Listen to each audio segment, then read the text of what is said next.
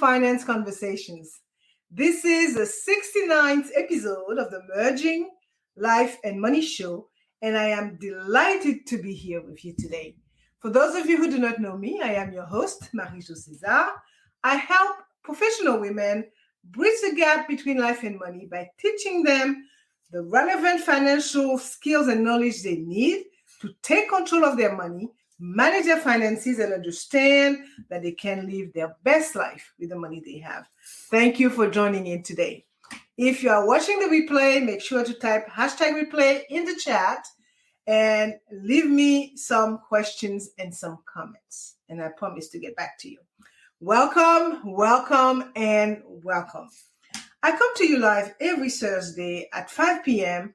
Pacific Standard Time to share valuable information about how to achieve financial wellness and live your life with means and meaning. Well, today is the last part 4 of our student loan series. My special guest and my regular contributor to my show, Mr. Eric Dudley, will talk to us, he will take us through the whole college planning process. So before getting to it, let me introduce Eric to those of you who do not know him. Eric Dudley is an independent, experienced holistic financial advisor who specializes in retirement planning, investing solution, and life insurance. He's also the founder and president of Dudley Financial Group. And one of his strong goal and main objective is to help his clients build their best tomorrow while protecting them today. So welcome, Eric, to the show. And welcome, followers and listeners. Thank you for joining in today. So I will invite you to grab a pen and a notebook because you would need to take some notes. This is a very important show today because remember, it's about sharing values that could benefit others. So, and as you may know, for those of you who have been following me, the main objective of the Merging Life and Money Show is, and I would say my strong one, is to empower as many people and women in particular as I can by sharing what I know about money and finance and by inviting experts to the show to also share those values. So today's conversation will revolve around college planning, as I mentioned earlier. And Eric, the expert, will first define college planning, then he will explain how college planning makes the college experience better. And lastly, he will show us how college planning helps reduce the cost of college. So as I mentioned, this episode is the last part of the student loan series. We had 4 parts, and I would urge you to take a look at those episodes because they are really, really informative. So I know that Eric will quickly recap the past shows. So I will just say that every single episode, again, is very, very enlightening. So I will say that with the price of college being what it is no secret that college planning can be overwhelming and can seem impossible to navigate at times. But it's one of the most important things that parents and college-age kids can do together. So not only does it ensure that you are making the most of your education, but it also allows you to stay out of debt. Okay, and I can't get this number out of my head, 1.7 trillion with a T of student debt load in America today. Okay, so yes, there are so many things to think about, from tuition to books purchases, to room and board, and any other related expenses, to choosing the right school and figuring out how to pay for it all. But if done well, it is very much worth it. So, Eric, my first question to you is, what does college planning entail? Well, thanks again for having me on, MJ. I'm really glad we got a chance to do this series. Well, I guess to sum up what we've done in the last 3 episodes, we just went over all of how to fund college. We went over 10 different ways to fund college. We started off with grants and scholarships, which is the best way. And we went all the way through loans and 529 plans, and anyway, a bunch of them. And there's even more than that if you want to look that we didn't cover. But they were all ways that you can fund college. But that's not what we're talking about today. Today, college planning is not college funding. Okay, college planning has 2 parts. It's making the college experience as rewarding as possible to the student. Okay, there's a lot to that. There's a lot to that, because if you really think about it, just like any other big decision, there needs to be a lot of thought put into it. You can't just haphazardly go into a marriage. You don't want to haphazardly just fall into retirement. Yeah. You certainly don't want to do that to college either, because what you'll have is a student that goes there and they're directionless. And instead of taking 4 years, they'll take 7. And instead of getting a degree that will be profitable and have a big return of investment, you'll have a person who winds up not using their degree when they finish. You don't want those things. You don't want to have thrown away tens of thousands of dollars. It needs to be thought out. College planning is about that. And then the second part of college planning is how to reduce the cost of the college experience. So we're going to look into those things. And that's what college planning is. Right. So again, as you said, it's not just funding.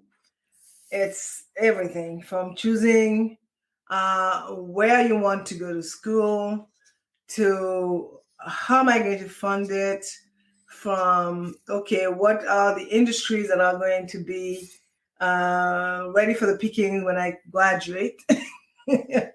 And it's a big undertaking. I mean, it's so many examples. And as you said, a lot of young person jump in wanting to do something they think that could be valuable. And midway into it, they realize, oh, no, that's not really what I wanted to do. And you have the other one where the parents are saying, okay, I'm paying, so I want you to be a doctor, so you're going. And that's a total failure as well, most of the time, right? So, well, wait, no, the kids listen to parents all the time, don't they? I mean, come on. Well, right? yeah. Well, yeah. Let's do that, and then you see what happened at the end, right? Right. Because fortunately, a lot of parents tend to leave their dreams to their kids, not realizing that that's not what the kids want to do. That's right. And of course, you will be, when you talk about the funding already. So, but it is a process, because if, as you said, started early enough, they could, we touch on about 9 to 10 potential funding options that are available. And of those, having to pay for your schooling was just a few of them. And I'm saying that to say that if you start early, you know that you want to go to college, so you're going to put your head in your books and you're going to get the good grades that would allow you to qualify for some of the options that we discussed in the past 2 shows. And when by the time you add this, the grants and the scholarship, you could have sufficient, or if you have to, we have to take a loan, for example, it wouldn't be as huge as it would have normally be if you had not started early looking for those options, which takes me to the second question. How does college planning make the college experience better? Well, there's a lot of ways, okay? And the main way of looking at it is they're going to prepare the child for getting into and succeeding at the right college for them. Now, okay, you might be thinking to yourself, well, isn't that what student counselors do? I mean, at their high schools, I mean, that is what they're paid for. And believe me, I'm not trying to say student counselors don't do their jobs. There are hardworking people, they care about kids, but there's a lot of kids out there. And I used to be a teacher, and the school that I was at had 2,700 students. We had 4 counselors, one for 9th grade, one for 10th grade, one for 11th grade, one for 12th grade. Okay. And those counselors would go up when the 9th graders went up to 10th grade. They would become the 10th grade counselor, and so forth, all the way until the kid goes to and graduates. Well, just think about that. What does that divide into? You're averaging at least 600 kids per counselor. 600 kids a counselor. You think a few might fall through the cracks? Yeah. I mean, it would be pretty easy. And there's only so many hours in a day. And let's face it, the squeaky wheel will get the grease. Oh, If your absolutely. kid is one of the kids that don't advocate for themselves, they're not going to be heard. I Mhm. can guarantee you this. When I graduated high school, my counselor did not know my name because I didn't know her name. Okay. I was not a person who was interested in talking to her. I was interested in playing ball, and that was it. Okay. So when you're at that age, you're not going to be thinking necessarily, some kids do, but That's right. of what do I need to be doing next for high school or for college? And especially at the time that you're thinking, you should be thinking it, which is not when you're a senior. It's when you're a freshman, when you're a sophomore. That's when you should be starting the college planning experience. Because if you wait until you're a senior, well, you've already missed all the opportunities that were there to be able to take the right classes, to be able to make sure that you have a good GPA, to be able to study for your SATs, all of those things. You're going to miss, you've already missed the opportunities for those things. So you need to start young. You need to start as soon as you get out of 8th grade, start going into 9th grade. That's when the college planning experience starts.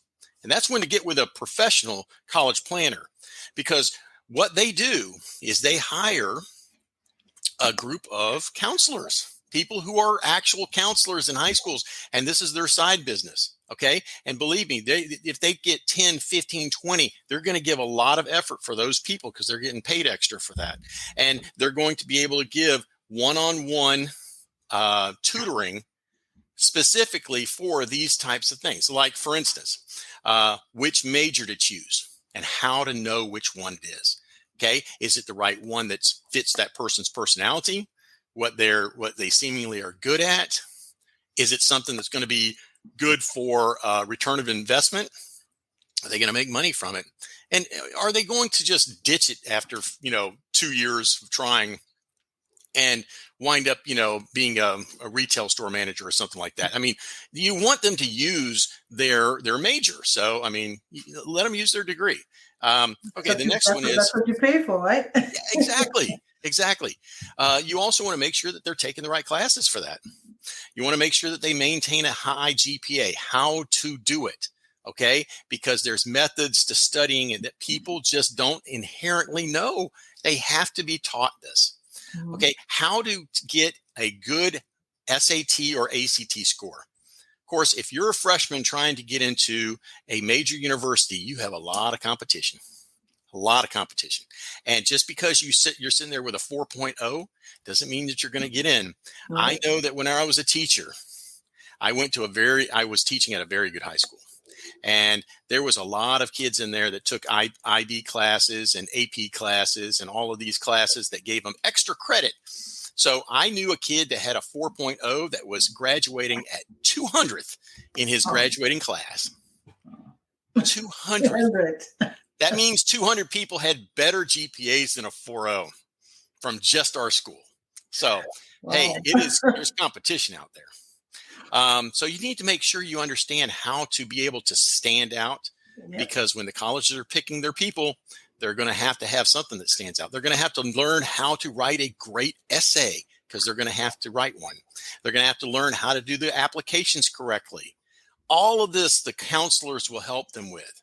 All of this will be, instead of the child coming to the parent, they will have somebody who actually knows what they're talking about that they can call and find out how to do something, which is worth the money right there.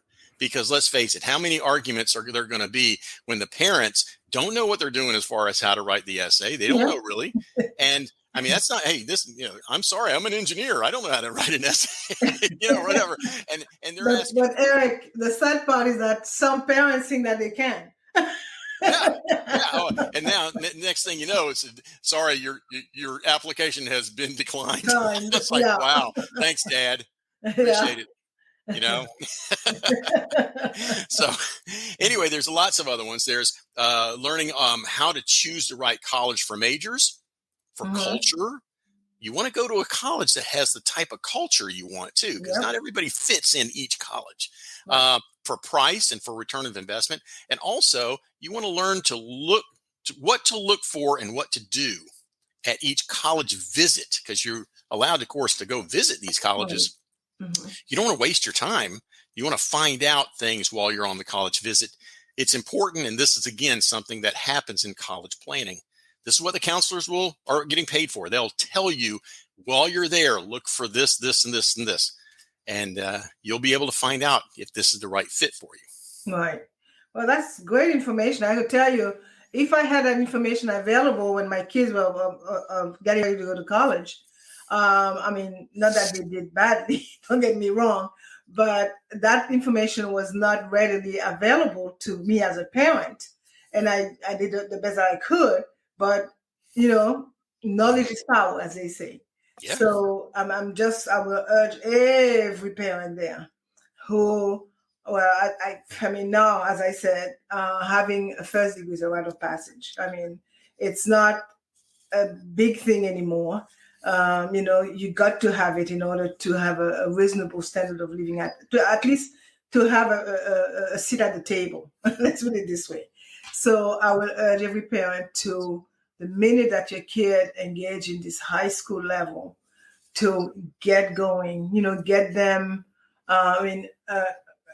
explain to them the importance of thinking of what they want to be doing, what they want to be studying, way ahead of the game, because it is so, so important to plan, particularly if you want to have access to your school of choice. And the school of choice comes with the ability to pay for it. And then, of course, if you know where you want to go, if you know all of that information, then you could start looking for scholarship. Then you could start looking at the requirement.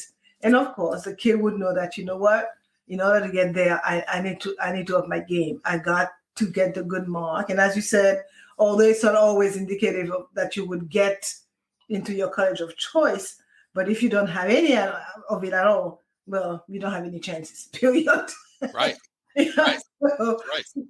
So regardless of whether or not you're gonna get, you got to put the work in. You got to get the grades, and you got to start planning for this very early in the game. Which takes me to the last question for today's show, which is, how does college planning reduces how does it reduce the cost of college? Well, okay, let me tell you, there's several ways, which I'll get into in a minute, but the first and most important way is that, well, when people talk about college planning, they're going to say, well, they, of course, like I said, that's what their school counselor is supposed to be doing. Why do I have to pay more for extra counselors? I understand, you don't want to, you hate the idea of having to pay for it, but let's face it. What can you get for it is really, what type of value can you get for it is really what you should be thinking. If you pay a couple of $1,000s to a college planner, is it worth it if you can keep your kid from having to stay in college for another year. Okay. Mhm. I mean, imagine if you had to pay for another full year of tuition, room and board, food costs, books, everything else associated with college because your student wasn't quite prepared to make the decision on which major. They decided to change majors, in the middle of the stream. They went in a different direction. I mean, you're talking about saving thousands of dollars. Or by doing college funding, if you could wind up having to be able to qualify for more scholarships and grants, how much does that save over just a couple of $1,000s it costs to do college planning with a person who can really help the student have a better experience in college and, of course, wind up saving you money? I mean, it's amazing how much more. The value is tremendous. But here's the way that it works. To reduce the college planning cost, or the cost for going to school, you need to learn the formula for student financial needs, which is the cost of admission minus the expected family contribution equals the student financial need. So, the cost of admission, you need to understand how much is the school going to cost. Okay, sometimes you can't help the school, but it might be expensive. I think I talked about it a couple of shows ago. My brother-in-law had a son. He qualified to get into Princeton. Great. That's fantastic. Unfortunately, it cost a lot of money. Okay. And they did not plan on their son going to an Ivy League school. They planned on him going to a in-state school. So it cost quite a bit of money. And I know they wound up spending quite a bit more than they were planning on for it. And so there's a lot of other effects that does for retirement planning and stuff like this because of it. So by planning ahead of time, to make sure that you're ready to do what you need to do so that the expected family contribution number is going to meet a better number so that the financial needs are easier to meet. And by doing that, what you have to do is you have to move some money around, okay, so that you qualify for scholarships and grants. If you move money into, for instance, an annuity or an index universal life plan from what was a retirement plan, you move it into there even for just a few years. By doing that, you now have sheltered the money from being seen by whoever's doing the plan for the grant or scholarship. Okay, that means that you can get more, qualify for more grants, more scholarships, and hopefully that will reduce the financial needs that you're going to have to pay in the end. Maybe that'll be less from whatever you have to pay in your savings account. Maybe it'll be less that you have to get loans for. Whatever, but whatever you can do to make sure that your expected family contribution to the people who are looking is less, okay, the much more or less it is, then that means you qualify for more grants and scholarships. So by knowing that little formula, that's a good start.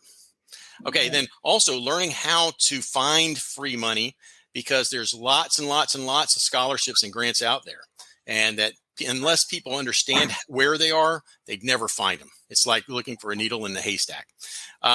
Then also learning, like I said, learning how to reduce your expected family contribution is the sheltering part of the money. And then learn how and when to fill out the free application for financial aid. You don't want to fill it out before you've moved the money. Okay, if you fill it out too soon, then it's too late. It's already turned in.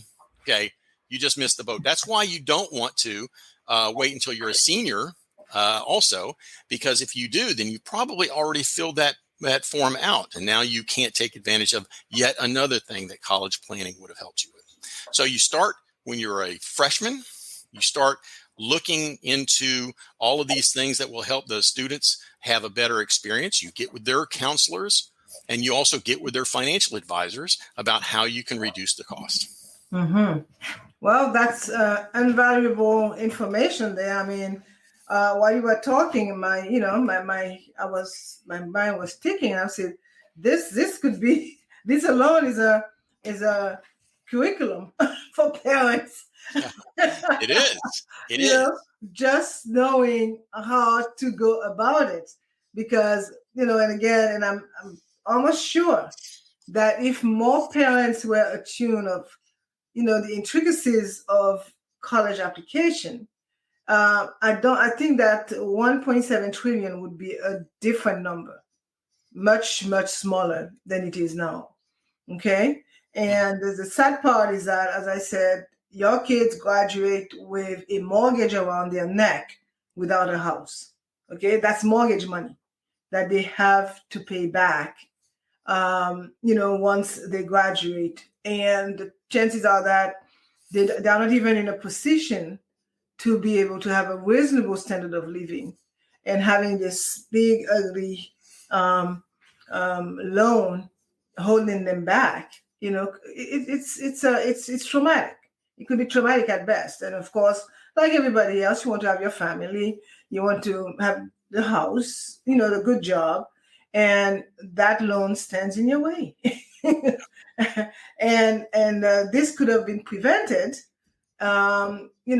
if preparation for this was done way, way ahead of time. And as you mentioned, retirement is the same thing.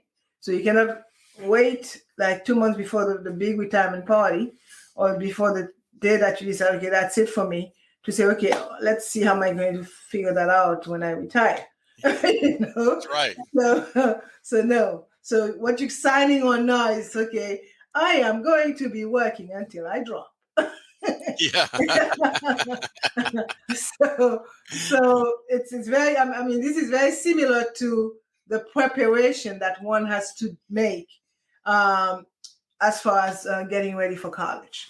So this, it's like, this show was really, really a great one, full of information, and a couple of acronyms that people must remember: the COA, or cost of admission, and the EFC, which stands for expected family contributions. These are two of the three that you must be very, I would say, closely intimate with. Mm-hmm. And in order to get that, you got to start early. And again, what you said to me today mean that don't hesitate to hire a professional. Get a counselor. Get somebody to guide you through the process. It's like learning how to drive. Somebody have to teach you how to change those gears. I don't care if it's an automatic or a stick shift. You still need somebody to train you how to do it, because if you just show up for the test, you're going to fail. How to do the parallel parking. Somebody have to give you the tips. So, to me, it's like, I understand if you have a bicycle and you do your own maintenance on your bicycle, fine. What the bicycle cost? $200? Right. Big deal. But at college, you might be spending $150,000 on. Easy. And what if you don't understand at all how to do it? You certainly don't want to get under the hood and start working on that. It's like, let me go ahead and give it a tune up. Here, I'll go ahead and make, you start doing the maintenance on it, it's going to wind up costing you tens of thousands of dollars more. Yeah. Why not get a professional in there? Honestly, the amount of money that goes into college planning is a fraction of just a small percent compared to what you'll be paying anyway for college. Mm-hmm. So college is expensive. Have somebody who knows what they're doing help you with it to get the most out of it, and then hopefully also save you money too. Yeah, because as we said, it's not a simple process. It's not just finding the money. It's knowing how to complete the form, and how to write your essay, and how to look for the relevant school, and guiding you as to, okay, what field you might want to get involved in. And I mean, it's a very specified, and I should say specific area, mm-hmm. specialized area, and there are people that they spend their lifetime doing that, helping people finding the right college. So don't hesitate. If it's something that you got to save for while the kids are in primary school, is set aside the money to hire a counselor that is going to help you, you know, put you on the path of really having a very, successful planning process to college. Mhm. Because you don't, I mean, it's a daunting thing. We know that, right? Yeah. But And you this want is you something where doesn't you, have to be doesn't have to be that hard. If you right, right. Yeah, you don't like you were saying before, knowing the acronyms that, honestly, you don't have to know them. You just have to know that whenever your kid gets to being in 8th grade, you got to start looking for a college planner yeah. who's an expert at it. Interview them, make sure they have a great history of saving people money and getting kids super successful in their college experience, and then plan on hiring them sometime in the summer between 8th and 9th grade. Perfect plan right there. You do that, you'll probably spend a couple of $1,000s. That will be worth its weight in gold, because you'll have saved, even if they can't save you money in the actual college expenses, it'll save you so much money and headaches and heartaches Yeah. just from the whole planning that Yeah, happens it would to make save the you. experience so much better. You can't put a price to this. I mean, Yeah. and I'm looking back to, as I mentioned to you, I lived in Bermuda for many, many decades, and my kids grew up there, were born and grew up there. And my daughter both my kids went to a private school, and I could tell you, for them to have their kids in that private school, they have to register the kid as soon as the kid is born. Yeah.